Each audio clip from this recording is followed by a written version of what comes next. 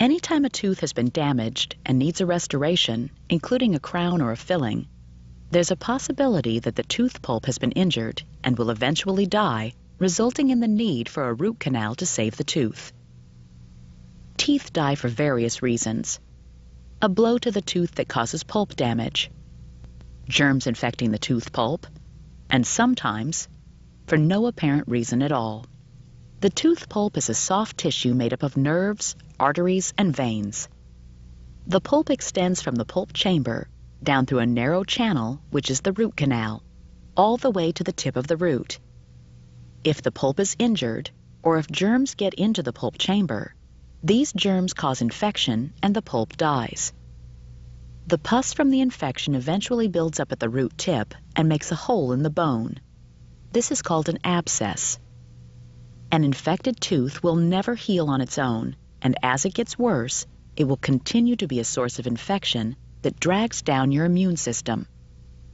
Though a dying tooth may not show any symptoms, common symptoms include sensitivity to hot or cold, swelling and pain, or a bad taste in your mouth.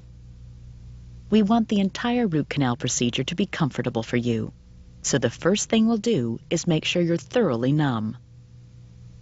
If you've had a crown placed on your tooth, it's been permanently cemented in place, there are a few options to choose from.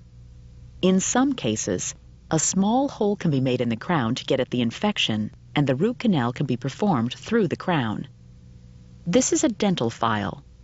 We use it to carefully clean out the infected tissue and shape the canals to receive the filling material. We take X-rays to make sure that all of the infected pulp is removed. After placing the filling material, we then simply place a filling in the hole in the crown. In other cases, we need to remove the crown to properly perform the root canal. We then seat a new crown on the newly root canaled tooth. Now you know that while a crown is necessary to protect the outside of the tooth, it doesn't do anything to protect the pulp inside. If after a procedure that pulp becomes infected, only a root canal can save your tooth.